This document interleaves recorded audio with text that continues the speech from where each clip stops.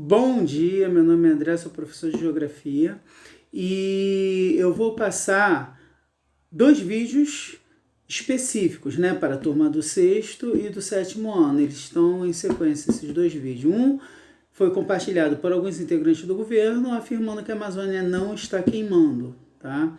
E o outro vídeo é do Rio de Janeiro, é um vídeo turístico do Rio de Janeiro, fazendo propaganda da cidade. Só que os dois vídeos são legendados e dublados em inglês. Só que o segundo, eu fiz uma dublagem, uma legenda, eu legendei ele e a dublagem foi feita por uma outra pessoa. Também está em inglês. O segundo é um vídeo paródia do primeiro. Vocês vão entender após verem os vídeos. Peço que prestem atenção nas legendas. Olhem bem as legendas, porque delas as respostas, as perguntas do questionário que eu vou passar e podem estar contidas nas legendas, tá bom? Não deixem de ler as legendas. Vamos direto ao vídeo agora. Are you smelling smoke? Of course not, because the Amazon is not burning again. According to NASA satellites in Embrapa Territorial, there are approximately 1 million farmers in Amazon biome, and only 5% use burning as a means of cleaning to produce their food. Most are traditional indigenous communities and small producers. Therefore, these fires are cultural and of small proportion. Brazil preserves 66.3% of its net sea forests, the country that preserves the most in the world. Producers' food is only 29% of this territorial area. That's why the food you consume is produced in a responsible and sustainable way, the most sustainable in the world. The Amazon produces and preserves. And do you know who invests in preserving the Amazon? The rural producers themselves, who have already acquired 218 million hectares, which is equivalent to $1 trillion just for the preservation of forests. It's up to their generation to charge their governments for environmental preservation in their country. In Amazon is produced with respect of the environment. And everything what you love will take care. Ask yourself, ask the brands, ask your government. Which side are you on? Who's to preserve or who handles their feelings?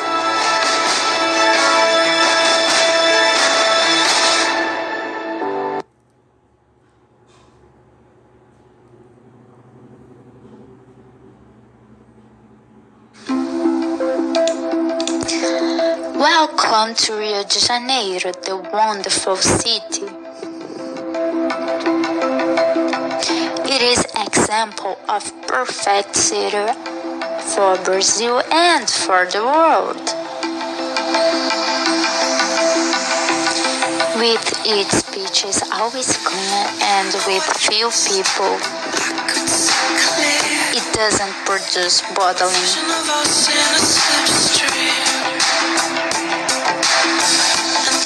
And with its light sand and crystal clear water, they are nice with the security of the population. There isn't violence here. Our rivers are not polluted. Do you smell salvage? Of course not. Do you hear bullet noises? Of course not. We preserve the tranquility of the population. There isn't poverty and thugs here. The police are fair to everybody. We can walk peacefully in any place of the city with security. We respect the nature and we treat all people equally. Everybody has access to good hospitals and good sightseeing tours. Come to Rio de Janeiro and be surprised with our people, our beauty, and with the way we treat everyone fairly.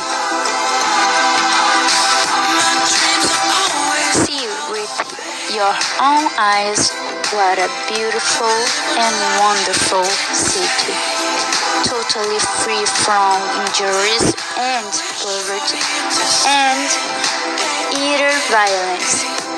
Rio de Janeiro is one city that respects everybody and is blessed by God.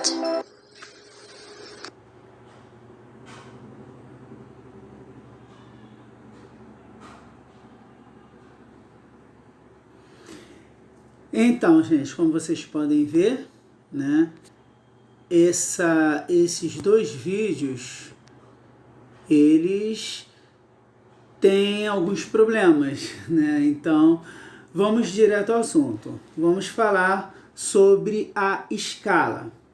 Tanto um vídeo quanto o outro trabalharam, né? Tanto um vídeo quanto o outro trabalhou em uma determinada escala, certo? Vamos lá, vou aqui no Google Earth, né? É muito bom o Google Earth, é um programa que eu aconselho a vocês terem nos celulares de vocês, tá? Vamos no caso primeiro da Amazônia. O que mostra o vídeo? O vídeo ele mostra uma determinada área, tá?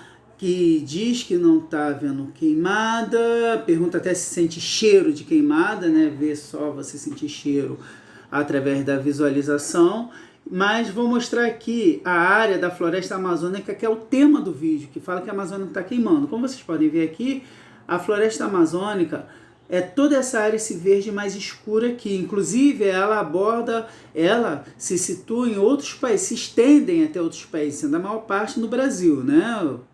Vocês podem ver Venezuela, Colômbia, Equador, Peru, né? Bolívia, tudo tem parte da floresta amazônica. A maior parte dela fica no Brasil e ela é uma área gigantesca. Então, o que está acontecendo naquele vídeo? Para afirmar que não tem queimada, eles estão pegando numa escala grande. Nós temos a pequena escala e a grande escala. A grande escala é a escala em que você consegue visualizar a maior área com menos detalhes. A pequena escala você consegue visualizar uma área menor com mais detalhes. Por exemplo, quando eu dou zoom aqui, eu estou aumentando a escala. Estou conseguindo visualizar com mais detalhes. Quando eu estou diminuindo o zoom, eu estou o quê? Diminuindo a escala, certo? Então eles pegam uma determinada área, uma pequena área que ali naquela visão deve ter o quê? No máximo uns 30 quilômetros e começa a filmar trechos da floresta para dizer que não tem queimada. Mas como você pode afirmar que o que está acontecendo naquela escala, o que você mostra naquela escala, se reflete em toda a outra região? Vamos dar um exemplo aqui do Rio de Janeiro, né? O Rio de Janeiro, como vocês sabem, né? Olha só a diferença, o tamanho da cidade do Rio de Janeiro, certo?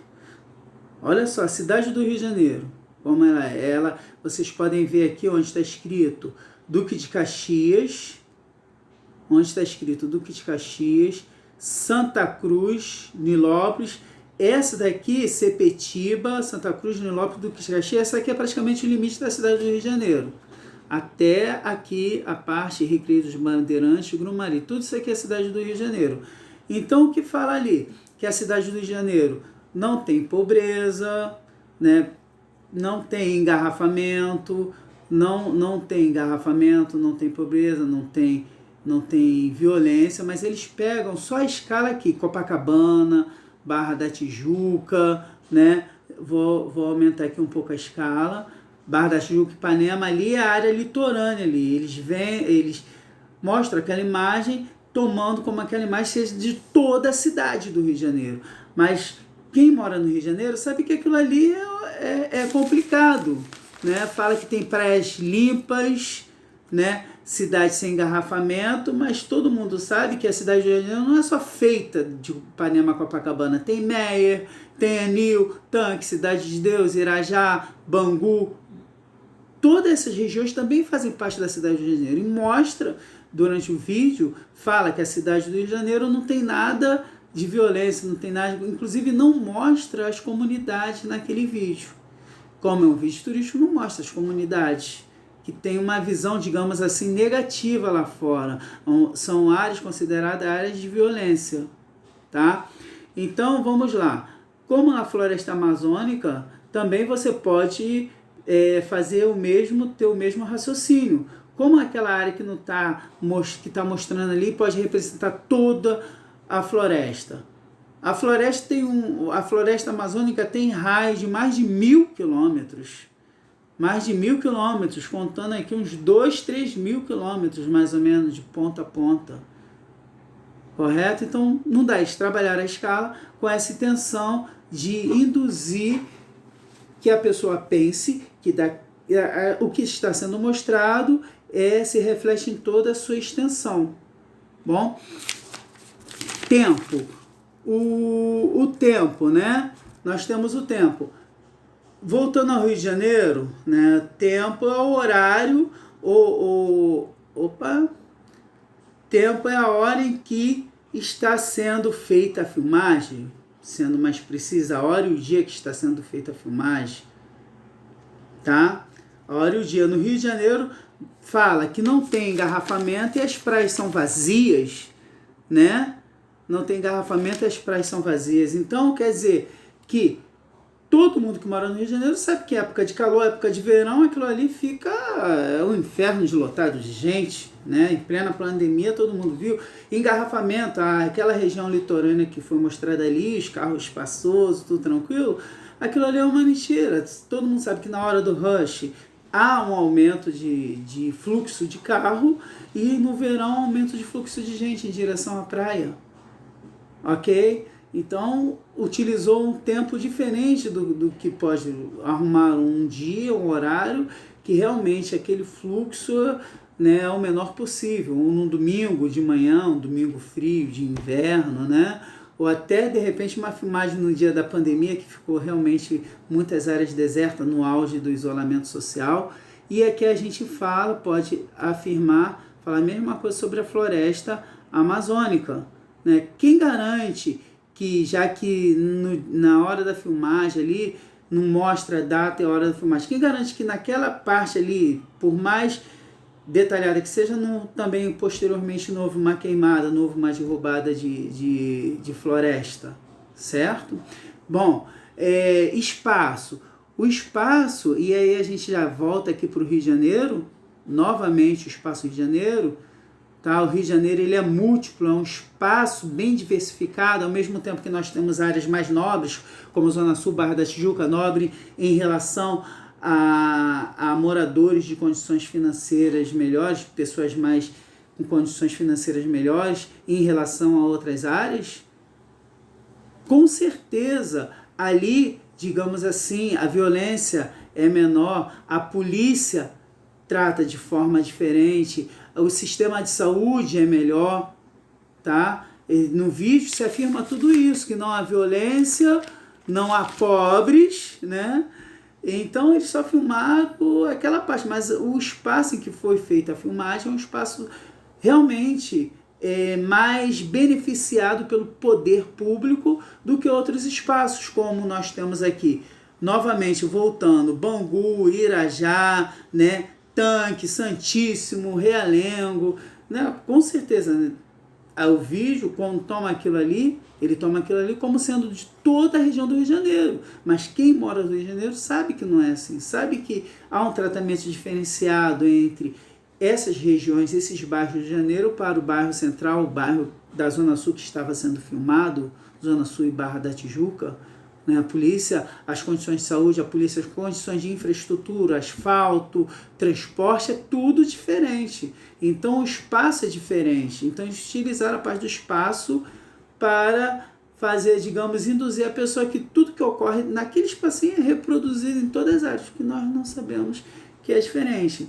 E aí a gente, em relação ao espaço, podemos também aferir aqui na floresta amazônica.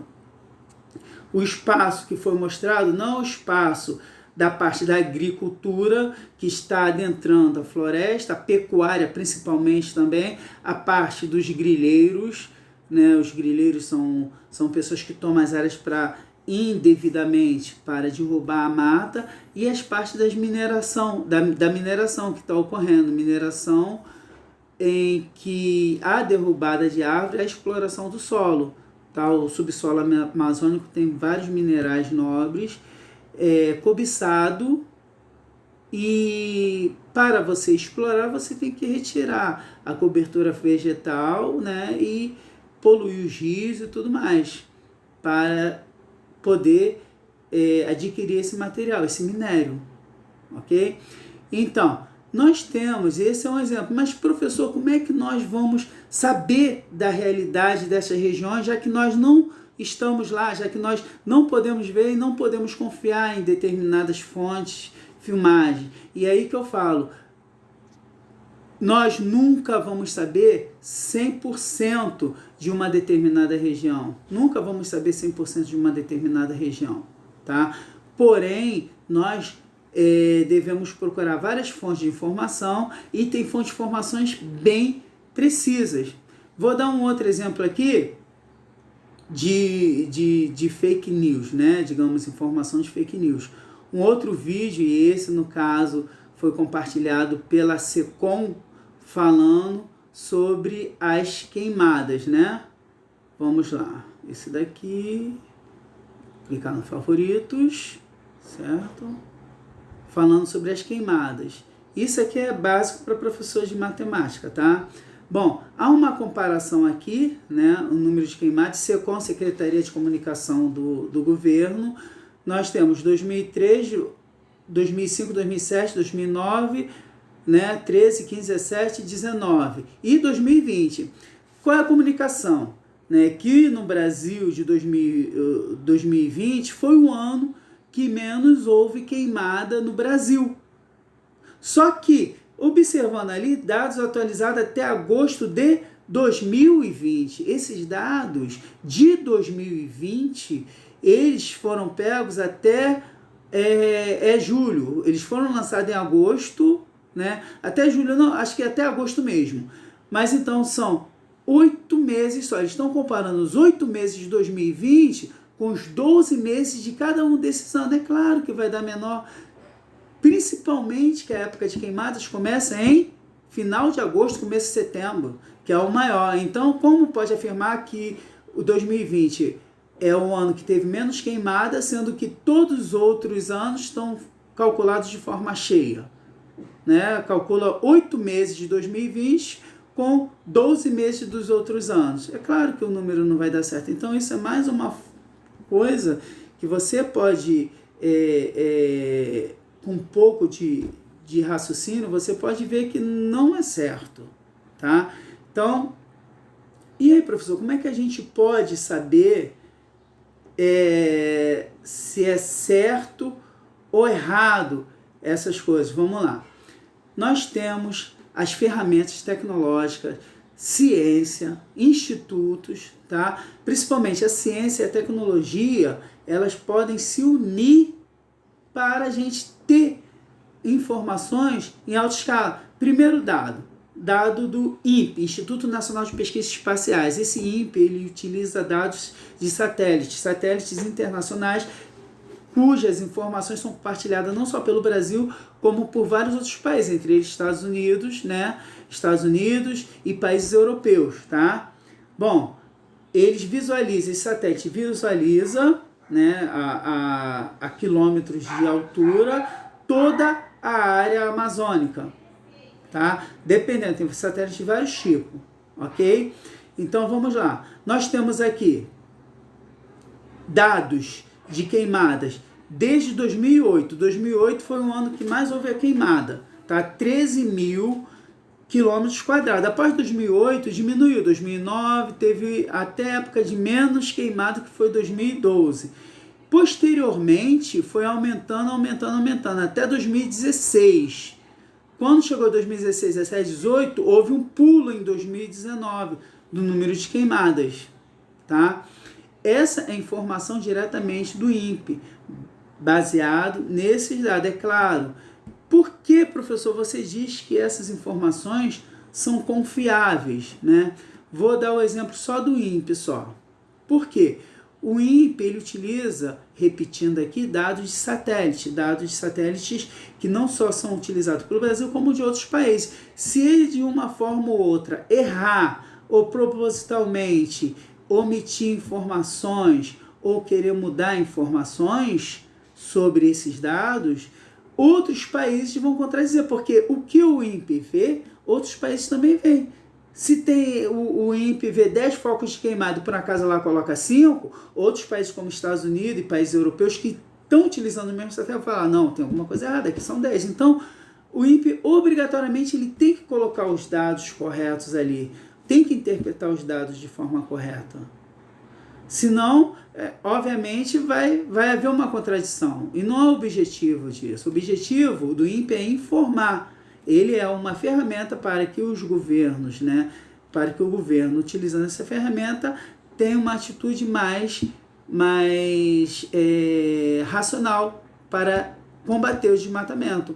Uma das ferramentas, quando a gente utiliza o satélite, vou falar rapidinho aqui, se eu não me engano é o sistema DETER, tá? Depois a gente verifica se isso é correto ou não, mas tenho quase certeza, o sistema DETER.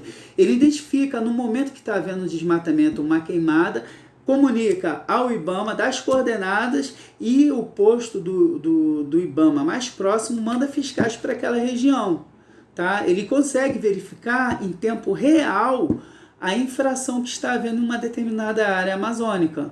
Os fiscais vão lá e resolvem o problema, tentam resolver o problema. Enfim, esse é um artifício tecnológico muito importante utilizado pelo INPE. Então, quanto mais ciência, mais tecnologia, mais fácil fica combater essas queimadas e esse desmatamento. Tá? Nós temos outras informações aqui também sobre o arco do desmatamento. Tá? O arco do desmatamento, primeiro, por que o desmatamento, por que se desmata? Primeiramente, há uma expansão agrícola e pecuária adentrando a floresta, ok? Para você produzir, você precisa derrubar a mata original. Você derruba a mata original e essa mata depois é queimada para virar campo agrícola das grandes monoculturas, quer dizer, produção de um produto só, ou soja, ou cana, ou milho, ou para produzir, ou para servir de pastagem para gado, para pecuária, tá? Ou os dois também. Bom, enfim, nós temos aqui esses pontos vermelhos, são as áreas de maiores de desmatamento que existe. Tem um outro problema também, uma outra coisa que causa desmatamento, é o garimpo ilegal. Tá?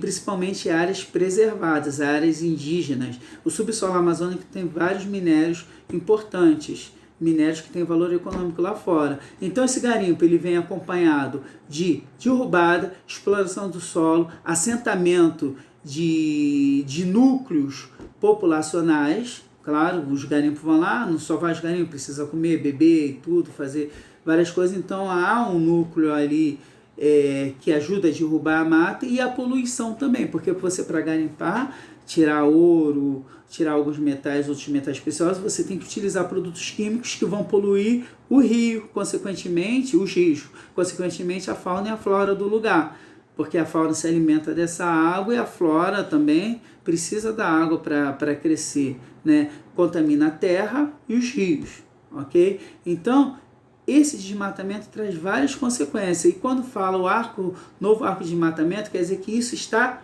crescendo. E novamente ali a fonte, o INPE, Instituto Nacional de Pesquisas Espaciais, repetindo, novamente essa fonte muito confiável. Tá?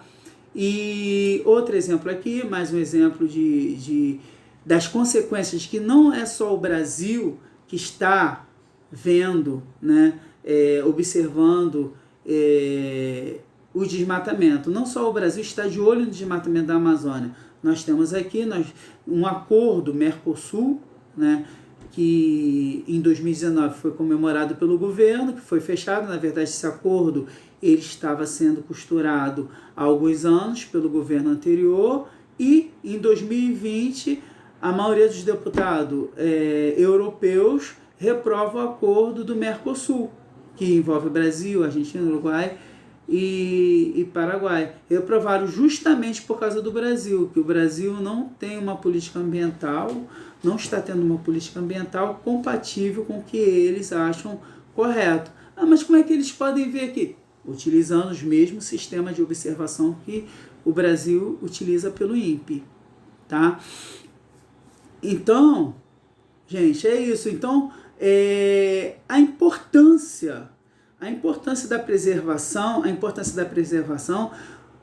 vou mostrar agora principalmente através dos rios voadores, o perigo que nós estamos passando, né, quando desmatamos demais, tá? Bom, aqui nós temos os estados da Amazônia, né, da floresta amazônica. Temos a Amazônia, Pará, Mato Grosso, Rondônia, todo esse estado compõe a floresta amazônica. E nós temos aqui o que chamamos de rios voadores. A Amazônia é uma planície. É uma planície que, devido à sua baixa pressão, ela atrai bastante umidade do Oceano Atlântico, né? Nós temos aqui, ó, a água do oceano evapora e vai para o continente. Passa pela floresta amazônica, e a floresta amazônica, como ela é uma bacia, nela desemboca vários e vários rios, né? Uma bacia gigantesca. O principal rio é o rio Amazônico, tá? É o rio Amazônico.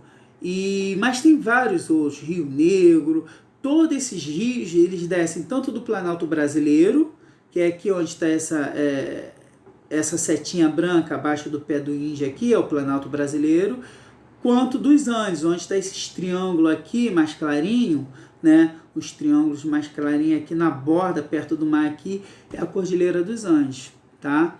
Então vem aqui, a umidade sai da floresta amazônica, ela é fortalecida pela umidade da floresta, tem árvores da floresta amazônica que jogam no ar mais de 3.000 litros d'água, tá? E na floresta amazônica são milhões, então essa massa de ar, ela é reforçada, então vem um ciclo aqui, essa massa de ar, ela desce aqui para a região centro-oeste, a região central da América do Sul, né? Chove, distribui chuva para a Argentina, sudeste, centro-oeste, sul do Brasil, distribui chuva para essa região toda. Então, um ciclo que acontece naturalmente, com uma floresta amazônica pujante em pé. Se a gente desmatar, digamos aqui, essas árvores aqui, tá vendo o índio aqui, ó, essas árvores que ficam mais perto do índio, mais embaixo aqui, ao sul, né, da floresta. E por acaso, como o Pantanal, que está acontecendo também, que o Pantanal é uma região úmida também bastante importante, e essa região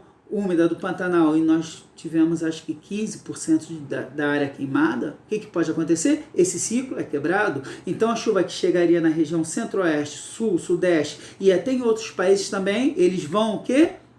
Eles vão cessar, vão diminuir, tá?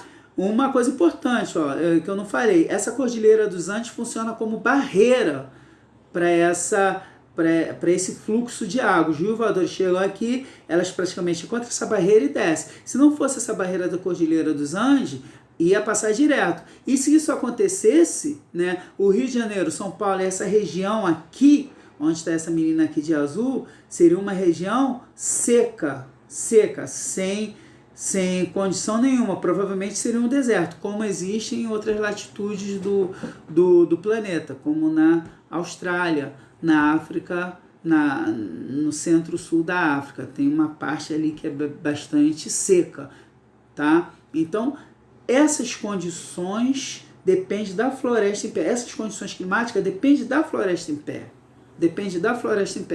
Se essa floresta cair ou diminuir, né, nós vamos ter, inclusive, na minha opinião pessoal, nos próximos 2 anos, a gente vai ter secas severas nessas regiões. Vamos ter, além de aumento de temperatura, devido ao aumento total do mundo de aquecimento global, nós vamos ter secas devido a esse ciclo aqui diminuir, ok? Então a gente tem que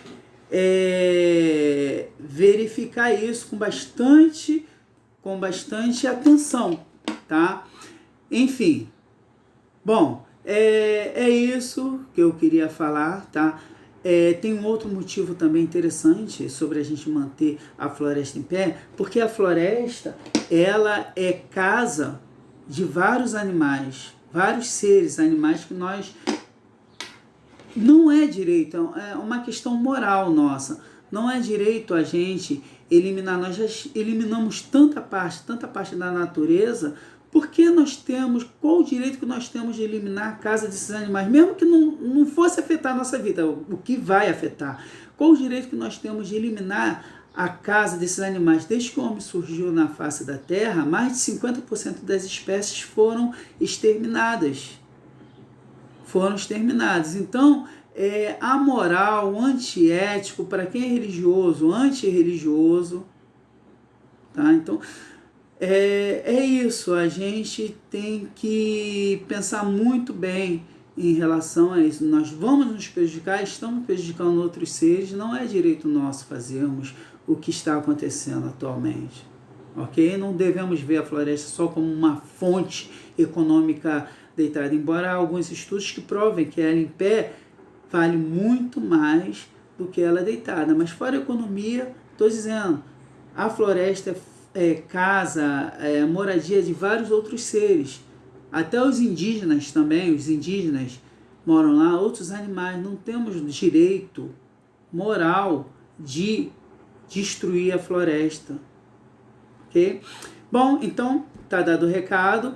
Fiquem aí no link, observe o link, eu vou deixar um link em alguma parte aí do vídeo, tá? E façam os exercícios. Devo passar uns 5 exercícios mais ou menos para cada turma, ok? Específico para cada um. Obrigado e uma boa tarde para vocês.